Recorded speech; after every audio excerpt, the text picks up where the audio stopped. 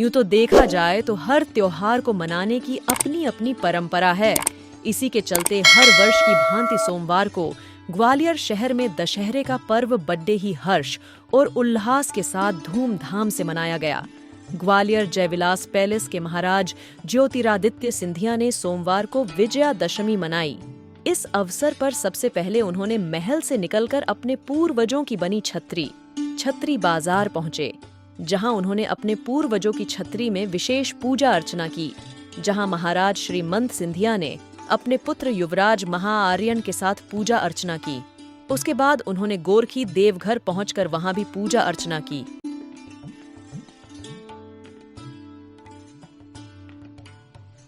नमस्कार दोस्तों, जैसा कि आज दशहरे का पर्व है और हम ग्वालियर में मांडरे वाली माता के नीचे दशहरा मैदान है, वहाँ पे सभी लोगों के साथ उपस्थित हैं। युवराज और यहाँ के हमारे ग्वालियर के महाराज सिंधिया जी यहाँ पे पूजा अर्चना करने आने वाले हैं अभी, और पूजा अर्चना करेंगे। उसके बाद में वो महल जाएंगे, महल में पूजा अर्चना करेंगे। और हम आज यहाँ के जो भी हमारे साथ वरिष्ठ लोग हैं, जो मराठा समाज के लोग हैं, उनसे हम चर्चा करेंगे कि वो किस तरीके से पूजा अर्चना करते हैं और क्या रहता है उसका पूजा अर्चना का उद्देश्य। आपका स्वागत है हवे राज न्यूज़ में। ये पूजा अर्चना जो होती है वो किस तरीके से महाराज साहब करते हैं और हर साल के क्या इतिहास है? इतिहास तो ये बहुत पुराना है, कम से कम 400 साल पुराना इतिहास है ये। लेकिन अगर अपन सिंधिया परिवार राजवंश को देखें तो करीब 250 साल जब मालवा की राजधानी जब तक रही, उसके बाद जब सिंधिया ने अपने यहाँ पर राजधानी शिफ्ट किया, ग्वालियर लश्कर को दौलत राव सिंधिया जी ने बनाया, तब पिछले 200-250 वर्षों से ये इसी तरह से ये राज परिवार सिंधिया परिवार ये हर वर्ष दशहरे का इसी तरह का जो है आयोजन यहाँ होता रहता है और वो पूजा अर्चना करने के लिए इस दशहरा मैदान पे आते हैं। पहले जो ये महाराज का जो परिसर था वो चूँकि गोरखी हुआ करता था, महाराज वहीं रहते थे, तो उस टाइम पे वहाँ से वो प्रोसेशन उनका निकलता था, महाराज साहब का बड़े बड़े जितने भी मेन बाज़ार हैं उस बाज़ार से होता हुआ यहाँ आता था, यहाँ शमी का पूजन होता था और यहाँ से वापस वो पैलेस जो गोरखी हुआ करता था पहले, जहाँ पर महाराज का देवघर भी है और मंसूर शाह बाबा का मंदिर भी वहीं बना हुआ है, वहाँ पर जाकर वो समाप्त होता था। इसमें विशेष पूजा अर्चना क्या रहती है? विशेष पूजा अर्चना जैसा कि आपको मालूम होना चाहिए कि कई वर्षों से ये प्रचलित प्रथा चली आ रही है कि शमी का पेड़ जो होता है, एक तो शनि का दोष खत्म कर देता है शमी का पेड़, और दूसरा ये राज्य के लिए समृद्धि का प्रतीक होता है। ऐसा कहना है लोगों का कि जो पुराने समय में जब पांडव अपना वनवास पूरा करके वापस लौटे थे तो उन्होंने इसी शमी के पेड़ के वृक्ष के ऊपर अपने हथियार छुपाए थे, और जब वो लौट के आए थे जिसकी वजह से उनको यहाँ पे इतना जनता ने पसंद किया, लोगों उनसे मिलने के लिए गए और तब से शमी का महत्व बढ़ गया। और एक बहुत पुरानी प्रचलित कथा है कि राजा रघु जो थे वो काफ़ी दानी थे, काफ़ी पराक्रमी थे। उन्होंने जब महायज्ञ किया था और उसमें अपना सर्वस्त्र वो जो है वो मुनियों को दान दे चुके थे, उस वक्त जो है कौत्सुक करके एक जो ऋषि हुए थे वो एक बार उनसे भिक्षा मांगने के लिए आए थे, उनके दरबार पहुँचे थे। चूँकि उनको देने के लिए कुछ था नहीं, उन्होंने उससे कारण पूछा तो उन्होंने बताया कि जो ऋषि जो मेरे गुरु हैं उन्होंने मुझसे दक्षिणा के रूप में जो है हज़ारों अशरफियाँ मांगी हैं, 14,000 अशरफियाँ मांगी थी। उन अशरफियों को देने में वो असमर्थ थे, इसलिए वो राजा रघु के पास आए थे। रघु ने उनको निराश नहीं किया, रघु ने उनसे वहाँ रुकने के लिए बोला और करीबन 2 या 3 दिन के अंदर उन्होंने कहा मैं इसका प्रबंध करूँगा।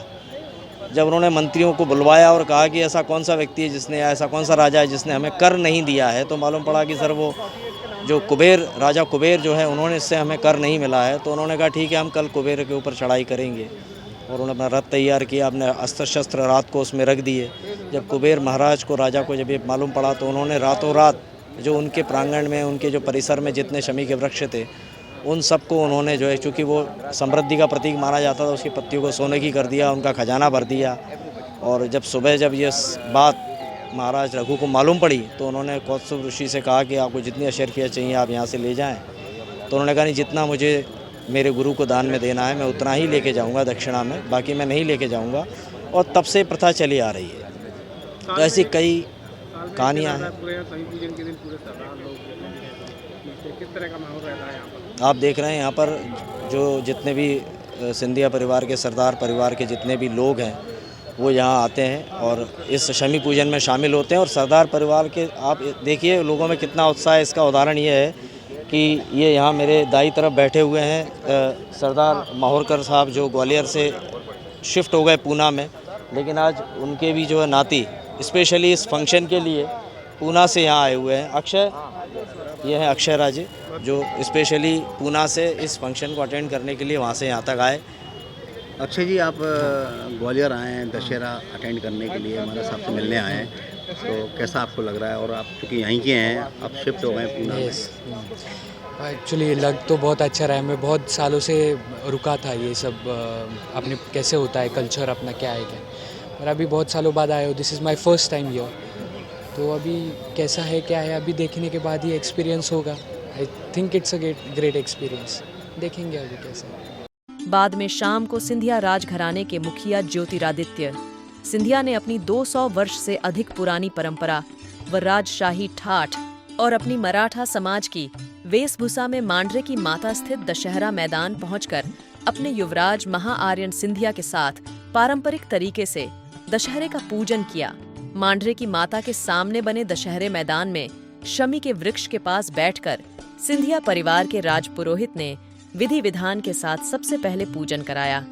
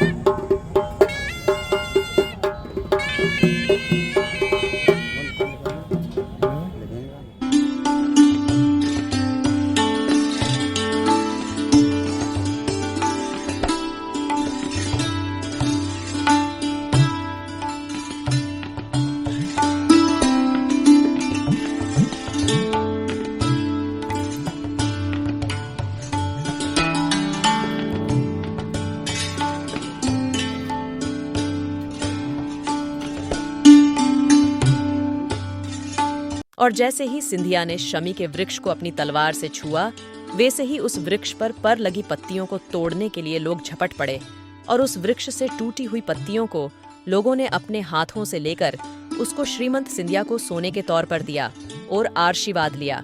ऐसा माना जाता है कि इन टूट कर गिरी पत्तियों को सोना स्वरूप दिया जाता है, जिसे शमी का वृक्ष कहा जाता है, जो कि उस वृक्ष की पत्तियां होती हैं और उस समय उन पत्तियों को लूटने का एक अलग ही अद्भुत नजारा होता है। इस अवसर पर सिंधिया ने सभी शहरवासियों को दशहरे की शुभकामनाएं दी। दशहरा के शुभ अवसर पर ग्वालियर के वासियों को बहुत बहुत शुभकामनाएं। दशहरा हम सब के लिए वो महत्वपूर्ण दिवस है जो इस बात का प्रमाण है बुराई के ऊपर सच्चाई की जीत होती है, सत्य के ऊपर सत्य की जीत होती है। इसी पर्व के हर एक अनूठे क्षण को हम अपने जीवन में अपनाएं, उच्च मूल्य और सिद्धांतों के आधार पर अपना जीवन का ज्ञापन करें। यही सीख भगवान राम से हमें मिलती है। इस अवसर पर सभी को बहुत बहुत शुभकामनाएं और प्रदेश की जनता, क्षेत्र की जनता की जिंदगी में खुशहाली भगवान के आशीर्वाद से सदैव रहे, यही कामना आज के दिवस पर हम करते हैं।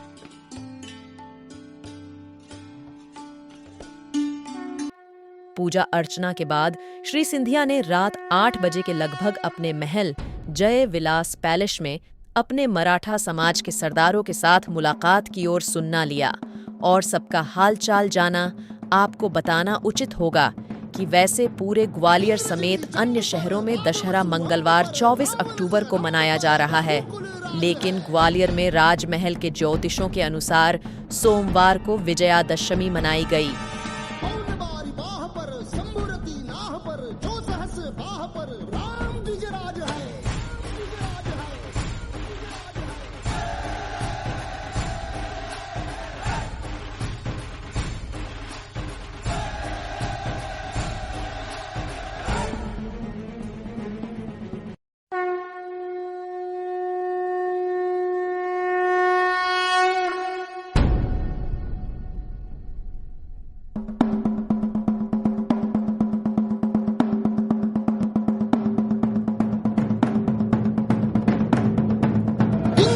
जंब पर वादवसु अंब पर रावण सदंब पर रघुकुल राज है।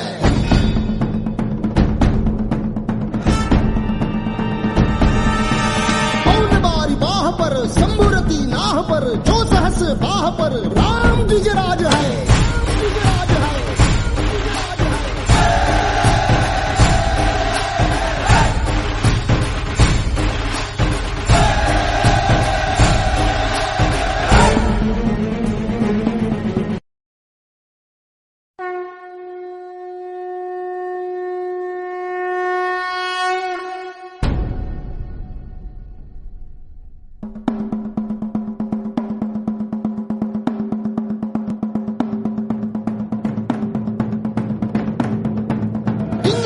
जंब पर वादवसु अंब पर रावण सदंब पर रघुकुल राज है।